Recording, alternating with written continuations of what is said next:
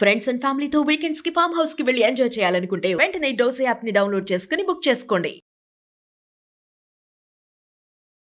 నమస్తే రమగారు. నమస్తే జయ. రమగారు, మనం అడపా చిరంజీవి గారివి కొన్ని స్టోరీలు చెప్పుకుంటూ ఉన్నాం కదా, ఏదైనా ఒక స్టోరీ చెప్తారా? ఆయన 10 కథలున్న 2 పుస్తకాలు పంపించారు మనకి. 2 పదులా 1 పదా? 2 కలిపి 10. ఓకే, చాలా చెప్పాం కదా. అవునవును. వాట్లల్లో ఇంచుమించు ఆఖరి కథ ఆయన ఫోన్ చేసినప్పుడల్లా మేడం పులి మీద పుట్ర చెప్పలేదు అని అడుగుతారు. పులి మీద పుట్ర అనే ఒక కథ ఉంది. ఇది వారు పంపించిన పుస్తకాల్లో ఆఖరి కథ. ఇవి కాకుండా మళ్ళీ డిటెక్టివ్ స్టోరీస్ 3 పంపారు. ఓహో, డిటెక్టివ్ బాగుంటాయి రమగారు. కానీ నేను ఆ మలుపులు చెప్పలేనని అనుమాన పడుతున్నాను జయ. రమగారు, మీరు కూడా స్టోరీ చెప్పలేనంటే ఎట్లాగా చెప్పండి. మీరు ఆరేది ఒక్కొక్కసారి అలా అనిపిస్తుంటుంది, అబ్బా ఇన్ని మలుపులు, ఇన్ని సస్పెన్స్ చెప్పలేను. భలే ఉంటే రమగారు, భలే ఇష్టం నాకు. చదివితే బాగుంటుంది, చెప్తే ఎలా ఉంటుందో ట్రై చేయాలి. ఆయన పంపారు, ట్రై చేసి చూద్దాము. చూడాలి. పులి మీద పుట్ర అంటే ఏంటండి? ఇది జానపద గాథే, చెప్తాం. కాదు రమగారు, మీనింగ్ ఏంటంటే పులి మీద పుట్ర, పులి మీద ఇది ఒక సామెత జయ. పులే వస్తుంది, పులి అదేదో చాలా పెద్దది అనుకుంటే దానికంటే పెద్దది వచ్చి మన నెత్తి మీద పడ్డాన్ని పులి మీద పుట్ర అంట. ఓకే, సామెత అది. ఇప్పుడు ఒక ప్రాబ్లం ఉంది, ఇదేదో ప్రాబ్లం దాన్ని సాల్వ్ చేయడానికి పోతే దానికంటే దాని పెద్దని ఇంకోటి పొంచి ఉంటుంది దాని వెనకాల, దాన్ని పులి మీద పుట్ర అంటారు. ఒక రాజుగారు మంత్రి మాట్లాడుకుంటూ ఉంటారు. ఈ కథ ప్రారంభం అట్లా అవుతుంది. రాకుమారుడిని పిలుస్తారు. సైన్యాధిపతి, రాజు, మంత్రి డిస్కషన్ చేస్తూ. రాకుమారుడు జయశీలుడు. వీళ్ళది ఇది ప్రవాళ రాజ్యం. వీళ్ళకి పక్కన కుంతల, శంబర, విశాల, విరూపాక్ష ఇట్లా 5-6 నగరాలు ఉన్నాయి. అయితే వీళ్ళు ఏం చెప్తున్నారంటే మన పొరుగునున్న కుంతల మీద యుద్ధ ప్రయత్నం జరగబోతోంది. కుంతల కొంచెం చిన్నది, వీళ్ళది కొంచెం పెద్దది. ఈ కుంతల మీదకి రాబోతున్న వాడెవడు? శంబర రాజ్యానికి చెందిన రాజు. ఈ శంబర రాజ్యం ఏంటంటే బందిపోట్లు, దోపిడీగాళ్ళు ఏర్పరచుకున్న రాజ్యం అది. ముత్తాతల నాడు దారిదోపిడీ వాళ్ళకి ఆ రాజ్యాన్ని చేజెక్కించుకుని వాళ్ళు యుద్ధం చేస్తూ వచ్చారు. బలవంతులు వాళ్ళు. పైగా ఆ యుద్ధంలో నేర్పరులు, తెంపరి వాళ్ళు. ఇప్పుడు వాడు ఏం చేస్తాడు? పొరుగునున్న కుంతల మీదకి మొదట వచ్చి కుంతలని జయించాక వీళ్ళ మీదకి తిరుగుతాడు. ఇప్పుడు ఏం చెయ్యాలి? మాట్లాడుకుంటూ రాజకుమారుడైన జయశీలుణ్ణి కూడా పిలిచారు. ఇప్పుడు ఏం చేయాలి అన్న దాని మీద కాస్త డిస్కషన్ నడిచినాయి. 2 మార్గాలు. కుంతలకి హెల్ప్ చేయటం ఒకటి. కుంతలకి హెల్ప్ చేస్తే శంబరుడు ఆటోమేటిక్గా మనకి శత్రువు అయిపోతాడు. శంబరుని అడ్డుకునేంత మనకి లేదు. చూసి చూడనట్టు ఊరుకుంటే కుంతల దొరికిందా? కుంతల, శంబరుడు 2 కలిస్తే పెద్దవైపోతాయి. వాడు మనకంటే పెద్దవాడు అవుతాడు. పనిమాల శంబరుడి మీదకి మనం ఇప్పుడు వెళ్ళామంటే బలవంతుడు, పైగా పోట్లాటకోరు, తెంపరివాడు, వాడి జోలికి వెళ్ళకూడదు. ఒక్కసారి కుంతల దొరికిందంటే ఆ లైన్లో విశాల, వీళ్ళు అందరూ ఉన్నారు. ఒకదాని మీద ఒకటి వచ్చేస్తాడు లైన్గా. ఏం చేయాలి? సరే, జయశీలుడు అన్నాడు, నాకు ఒక మార్గం, నన్ను ఎందుకు పిలిచారండి అన్నాడు. ఇప్పుడు ఇలాంటి పరిస్థితుల్లో మనం ఎట్లా రియాక్ట్ అవ్వాలి? కుంతలకి ఏదన్నా సహాయం చేయాలా? కుంతల్ని జాగ్రత్త పడమనాలా? శంబరుడు రాకుండా మన మీదకి రాకుండా మనం ఏదైనా జాగ్రత్త పడాలా? ఏం చెయ్యాలి? ఇప్పుడు జయశీలుడు అన్నాడు, బాగా ఆలోచించి, నా దగ్గర ఒక ఉపాయం ఉంది, నేను కుంతలకి వెళ్తాను అని చెప్పేసరికల్లా, సరే కొంత సైన్యాన్ని తీసుకెళ్తావా అన్నారు. వద్దు, నేను ఒక్కడనే వెళ్తా. నాకు సహాయంగా ఈ మంత్రి గారికి ఒక కుమారుడు ఉన్నాడు, చిత్రాంగుడు. ఆ చిత్రాంగుడు రాజుగారి అబ్బాయికి ఫ్రెండ్. బాగా చిత్రాంగుడిని పంపించండి చాలు, మేమిద్దరం వెళ్తాం అనేసరికి, వాడు ఎందుకు బాబు, నీకు అనవసరంగా వాడి వల్ల నీకు తలకాయ నొప్పి వస్తుందంటే, కాదండి, గట్టివాడే, అల్లరివాడు, కొంటెవాడు, కానీ అసలు విషయం వచ్చినప్పుడు అతని ప్రతాపం బయటపడుతుంది. తెలివైనవాడు, ప్రతాపవంతుడు కూడా అని నేను చిత్రాంగుడిని తీసుకెళ్తాను అన్నాడు. మనం ఇక్కడ జయశీలుడి గురించి చెప్పుకోవాలి. ఇతను మహాప్రతాపవంతుడు, చాలా ఖడ్గ విద్యలో అద్వితీయుడు. ఆ పరగణాల్లో అలాంటి వాడు లేడని పేరు. గురువుగారు చాలా గట్టిగా నేర్పించారు. అసలు కత్తి తిప్పటంలో అతను లాంటి వాళ్ళు ఇంకొకళ్ళు లేరు ఆ ప్రాంతంలో. కుర్రాడే, ఓ 25 సంవత్సరాలు ఉంటుంది. ఇంకా తండ్రి గారు గట్టిగానే ఉన్నారు కాబట్టి యువరాజుగానే చెలామణి అవుతున్నాడు. రాజ్యం ఇంకా అతని చేతికి రాల. వివాహితుడు కాదు, అవివాహితుడు. చిత్రాంగుడు, జయశీలుడు ఇద్దరు కలిసి 2 పంచకళ్యాణి గుర్రాలతోటి బయలుదేరారు. దీన్ని ఎట్లా వెళ్తాం? సరే, కొన్ని ఊర్లు దాటారు. వీళ్ళు రాచరికపు వ్యవహారం ఏమీ కనపడకుండా సామాన్య సైనికులు లాంటి వేషాలలో, అంటే సింపుల్ బట్టలు, నగా నాణ్యం లేకుండా ధనం దాచుకుని సంచుల్లో పెట్టుకున్నారు, కానీ వాళ్ళ చేతుల్లో ఏం లేవు. మామూలుగా ధనాన్ని సూచించేవి వస్త్రాలే, బట్టలు, నగా నాణ్యము, మెళ్ళలో ఉండే మణిమాణిక్యాలు, చెవులకు ఉండే కుండలాలు, పట్లలో ఉండే మణులు. వాటి వల్ల వీడు సామాన్యుడా, పెద్ద కుటుంబీకుడా, రాచ కుటుంబమా అనేది తెలుస్తుంది. ఆ గుర్తులు ఏవి ఉంచుకోలే వీళ్ళు. సాధారణంగా సైనికులు ఎలా ఉంటారో అట్లా తయారయ్యారు అబ్బాయిలు ఇద్దరు. దారిలో అడవులో అక్కడ ఇక్కడ ఆగారు, ఏవో తెచ్చుకున్న దిబ్బరొట్టెలు అవి ఇవి తిన్నారు. మామూలుగా సామాన్య సైనికుల్లాగా కుంతలకి లోపలికి వెళ్ళారు. ఈ కుంతల దగ్గరికి వెళ్తున్నప్పుడే బయట సైనికులు ఎవరో ఉన్నారు, వాళ్ళకి కొంచెం చేయి తడిపి లోపలికి వెళ్ళిపోయారు. వెళ్ళాక ఒక సత్రం ఎక్కడుంది ఏమిటి కనుక్కున్నారు. ఏమిటి ఇట్లా ఎంతమంది గస్తీ తిరుగుతున్నారు, చాలామంది గస్తీ తిరుగుతుంటే అడిగారు, ఇక్కడ ఏమిటి గస్తీ తిరుగుతారా, ఇది ఎంత జాగ్రత్తగా చేస్తారంటే ఏదో అలవాటుగా చేస్తారు నాయన, మా రాజుగారికి ఏం తెలీదు, ఆయన పెద్దగా వ్యవహారాలు ఏం లేవు, ఆయనకు గుర్రాలు పిచ్చి, గుర్రాలు చూసుకోవటం తప్పిస్తే రెండోది లేదు, అశ్వబలమే ఉంది కానీ మాకు సైనిక బలం ఎక్కువగా లేదు, అన్ని గుర్రాలే ఉన్నాయి, మహాగుర్రాల పిచ్చి రాజుగారికి, పెద్దగా సైనిక బలము అది ఏం పెంచుకోవాలి, చాలా సామాన్యంగా ఉంది, ఈయనంత సమర్థుడు కాదు, ఒక్కగానొక్క కూతురు, ఆ పిల్లని ఎవరో ఒక అయ్యే చేతిలో పెడితే ఏదో జరుగుతుంది. సరే మీరెవరు ఏమిటి అని వాళ్ళు కూడా అడిగితే ఉద్యోగాలు చూసుకోవడానికి వచ్చామన్నారు. ఓ సత్రం చూపించారు, సత్రానికి పోయి తిని పడుకున్నారు. పడుకుని బాగా ఆలోచించుకుని పొద్దున్నే ఏం చేశారు, తమ 2 గుర్రాలని అవతల ఎక్కడో సరస్సులు ఏవో ఉంటే అక్కడికి తీసుకుపోయి బాగా తోమి చక్కగా ప్రయాణం చేసి వచ్చే 3 రోజులు అయింది, మొత్తం శుభ్రంగా తోమారు. తోమేసిన తర్వాత ఏం చేశారు, చక్కగా బజార్ వెళ్ళి మంచి మంచి రంగురంగుల గుడ్డలు పట్టుకొచ్చి ఈ గుర్రాలకి కళ్ళాలకి మెడల దగ్గర చెవుల దగ్గర అక్కడ చక్కగా అలంకారం చేశారు. చేసి ఈ 2 గుర్రాలని తీసుకుని రాజుగారి ఆస్థానానికి వెళ్ళారు. వెళ్ళేసరికల్లా అక్కడ ఒక అత్యవసర సభ జరుగుతుంటే అక్కడ మంత్రి గారు ఉన్నాడు. ఆయన యశోవంతుడు, చాలా తెలివిగలవాడు. ఆయన రాజుకి శతవిధాలా ఒప్పించడానికి ట్రై చేస్తున్నాడు. మన దగ్గర అశ్వబలం ఉంది, అది చాలదు, శంబరులు వచ్చి మన మీద పడతారు అంటే ఏదో నయానో భయానో చెప్దాము, మన దగ్గర గుర్రాలు ఉన్నాయిగా అంటాడు రాజుగారు.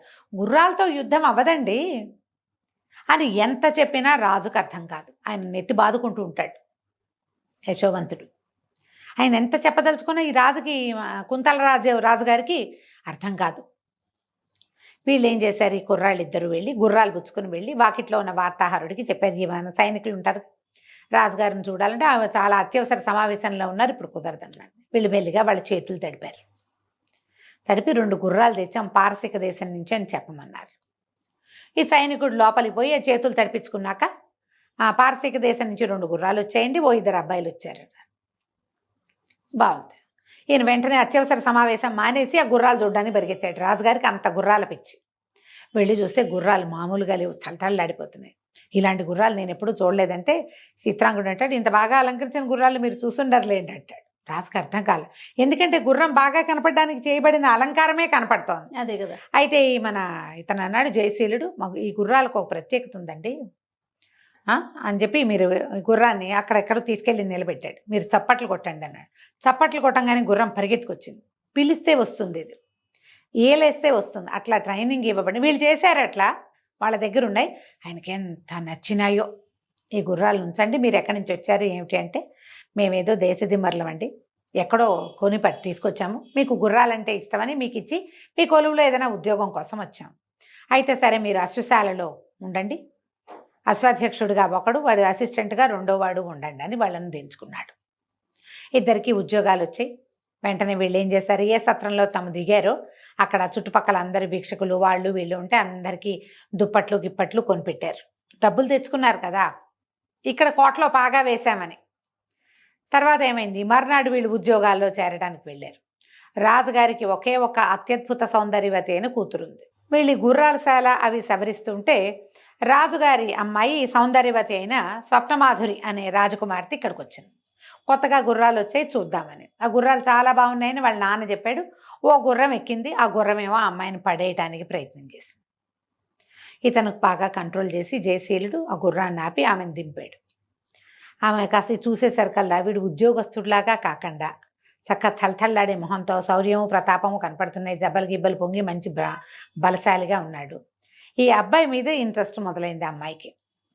పొద్దున సాయంత్రం 3-4 రోజులు వరుసగా వచ్చింది గుర్రాలు చూసే నెపంతో. ఈ జయశీలుడు కూడా ఆ రాజకుమార్తె ప్రేమలో పడ్డాడు. ఇప్పుడు తను రాజకుమారుడు, రాజకుమార్తెని ప్రేమించడం ఓ కథ అయితే, రాజకుమార్తె అశ్వశాలలో ఉద్యోగం చేసేవాడితో ప్రేమలో పడ్డం ఏంటి చెప్పు? ఆ కాలపు కథలన్నీ ఇలాగే ఉండేవి.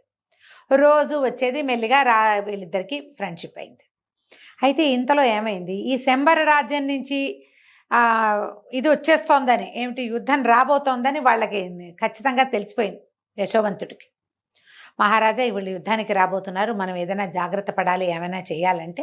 సరే, ఈయన బాగా ఆలోచించి రాజ్యం కనుక కొల్లగొడితే ఏమవుతుంది, రాజు అవుతాడు, పోనీ మన అమ్మాయిని అతనికి ఇచ్చి పెళ్లి చేస్తామని ఒక ఉత్తరం రాస్తే సరిపోతుంది కదా అని చెప్పి, మా రాజకుమార్తెని మీకు ఇచ్చి పెళ్లి చేస్తామని ఉత్తరం రాయించారు. ఆ అవతల వాడు ఉన్నాడు కదా శంబర రాజ్యానికి రాజు, మార్తాండు ఆ రాజు, ఏది శంబర దేశానికి రాజు. అతను ఎట్లాగూ యువకుడే, వివాహం చేసుకుని యువకుడు కాపోయినా వివాహాలు చేసేవాళ్ళు. రాజకుమార్తెని ఇచ్చి పెళ్లి చేస్తామని ఉత్తరం రాయించారు, పంపించారు.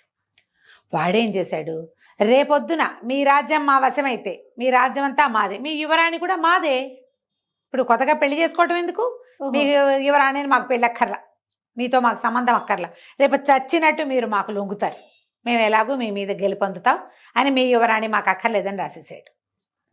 ఏం చేయాలో తెలియలా, యుద్ధం ముంచుకొచ్చేలాగా ఉంది, ప్రమాదాలు అన్ని పక్కల నుంచి ముంచుకొచ్చేస్తుంది, ఏం చేయాలి?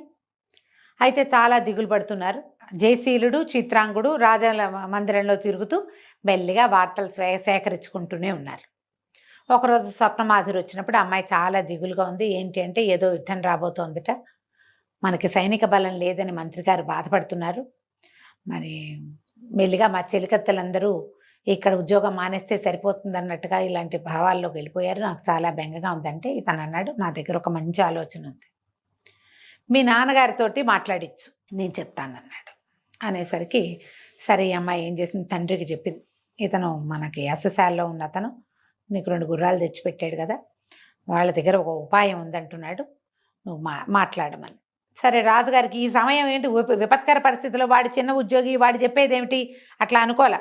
సరే మాట్లాడదామని మంత్రి గారిని కూడా కేకేసుకొచ్చారు. మంత్రి, రాజు, యువరాణి, చిత్రాంగుడు, జయశీలుడు అందరూ కూర్చున్నారు. కూర్చుంటే జయశీలుడు అన్నాడు, దీనికి సరిపడా ఉపాయం నేను చెప్పగలను, చేయగలను, నాకు మీరు ఒక్క అవకాశం ఇవ్వాలి. ఈయన అన్నాడు, అయితే నేను మంత్రిని చేస్తానన్నాడు రాజు. ఆయనకి ఈ పరిస్థితి తప్పాలంతే, ఒప్పుకోలే జయశీలుడు. నన్ను మంత్రిని చేయటం ఏంటండి, యశోవంతుడు చాలా అద్భుతమైన వ్యక్తి, రాజ్యానికి మంత్రి ఇలాంటి వాళ్లే ఉండాలి. ఆయనకి సంతోషం వచ్చింది మంత్రి గారికి.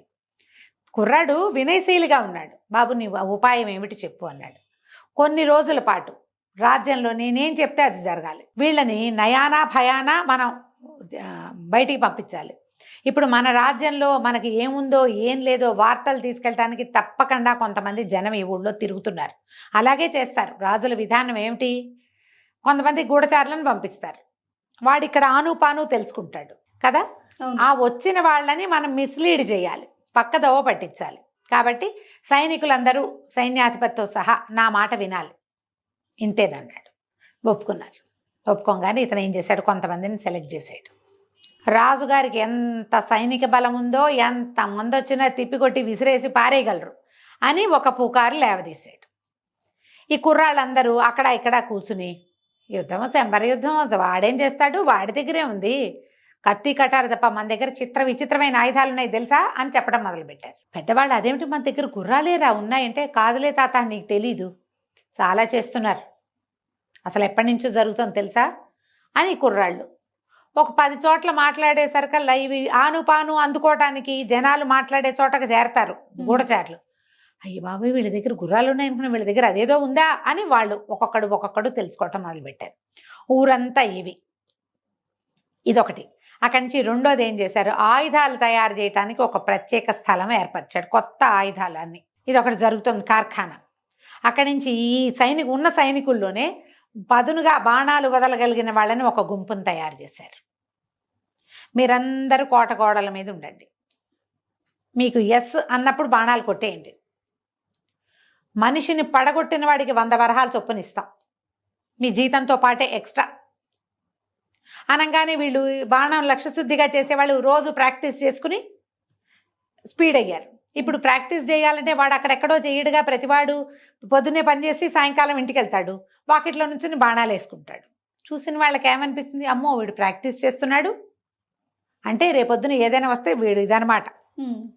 ఇలాంటిది కొంత జరిగింది. ఈ జనాల్లో ఒక్కొక్కళ్ళు ఎవరితోటి మాట్లాడుతున్నారు, ఎవరు ఫాలో అవుతున్నారు గమనించడం మొదలుపెట్టారు. ఈ గుంపును కొంతమందిని రెడీ చేశాడు. ఎవరైతే విషయాలు వింటున్నట్టుగా ఒక్కొక్క చోట విషయాలు సేకరిస్తున్నట్టుగా కనపడుతున్నారు, కామన్గా ప్రతి చోట కనపడుతున్న మొహాలు ఏమిటి, వీటి అబ్జర్వేషన్. ఇప్పుడు ఒకసారి కనుక ఈ పని మొదలు పెడితే అన్నీ అబ్జర్వ్ చేస్తారు. చిత్రాంగుడు కూడా ఈ పనుల్లో ఉత్సాహంగా పాల్గొనటం మొదలుపెట్టాడు. ఏం చేశారంటే ఒకరోజు రాత్రి ఈ జనాలు కాస్త కొంతమంది మాట్లాడుకుంటుంటే ఒకడు మాట్లాడుతున్న వాళ్ళ దగ్గరికి వచ్చాడు. అదేంటి మీ దగ్గర ఇదివరకు ఏం ఉండేవి కాదే, ఇప్పుడు ఎలా వచ్చాయి అని అడిగాడు. ఇప్పుడు రావటం ఏంటి, ఎప్పటి నుంచో వచ్చినాయి, ఏనాటి నుంచో చేస్తున్నారు, ఎన్ని ఆయుధాలు తయారవుతున్నాయో అసలు ఒక్కొక్క దాన్ని చూస్తే కళ్ళు తిరిగిపోతున్నాయి అన్నాడు చిత్రాంగుడు. వాడు కొండగొర్రెలాగా చూస్తున్నాడు, అలా చూస్తున్నాడు అనమాట.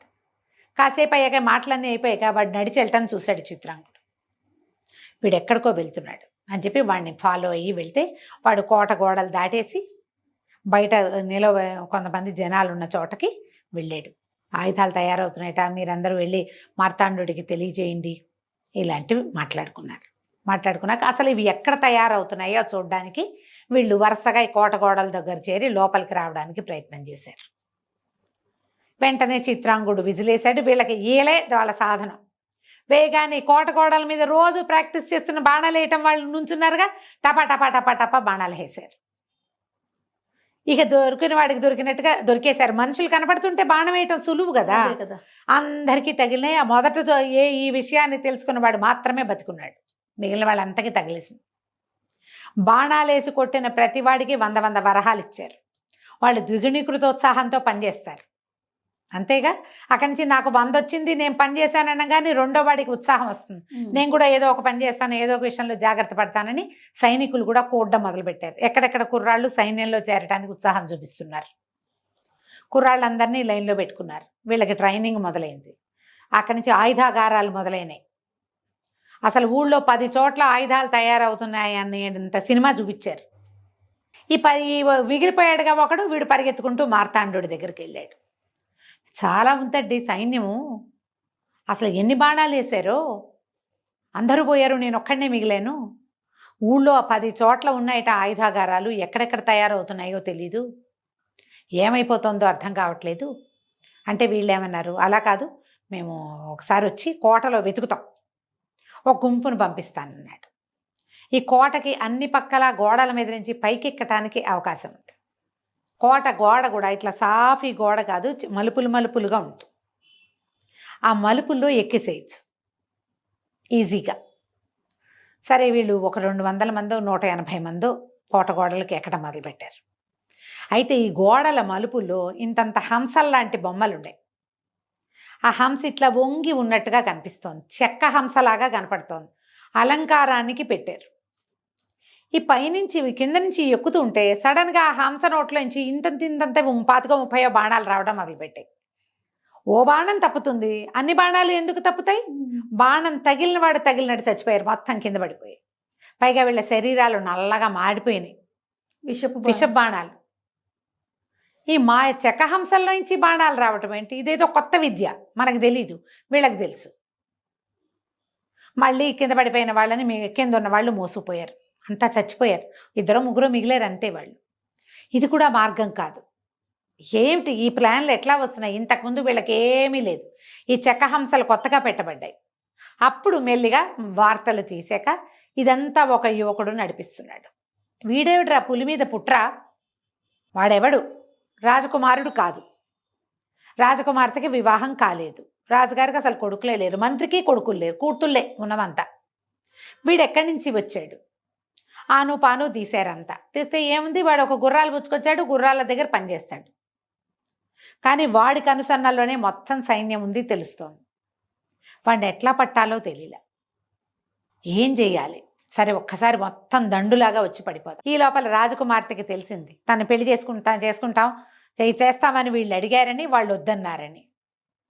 ఈసారి ఇప్పుడు ఎందుకు రాజకుమార్తెని పెళ్లి చేసుకుంటాను, ఉత్తరం రాద్దాం కదా అని మార్తాండు అండుకో అనుకున్నారు.